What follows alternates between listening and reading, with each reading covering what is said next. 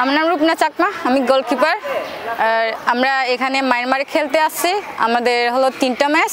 তো দেশবাসীর থেকে আমি দোয়া চাই যেন আমরা ভালো খেলতে পারি। আর আমাদের তো 29 তারিখে গেম আছে।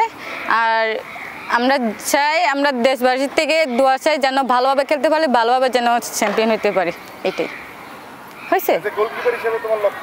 আমার গোলকিপার হিসেবে আমারটা দায়িত্বটা আমারটা পালন করার, এটাই আমার দায়িত্ব। আমার গোল সেভ দিয়া, গোল করা, তারপর টিমকে আপ করা, সব কিছু এটাই শেষ।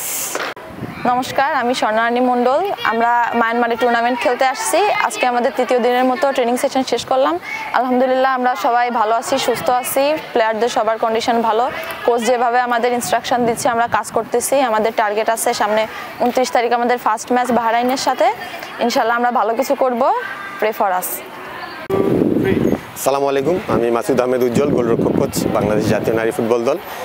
আমরা মিয়ানমারের ইয়াঙ্গুনে গত 3 দিন যাবৎ ট্রেনিং করতেছি।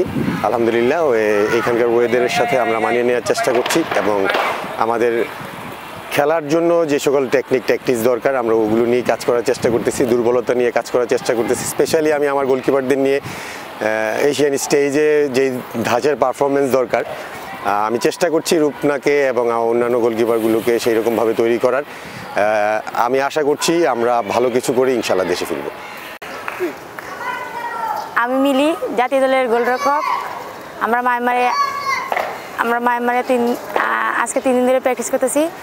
আল্লাহর রহমতে আমরা সবাই সুস্থ আছি। সবাই আমাদের জন্য দোয়া করবেন। লক্ষ্য আমি যদি সুযোগ পাই তাহলে এই সুযোগ কাজে লাগিয়ে ভালো কিছু করার চেষ্টা করব।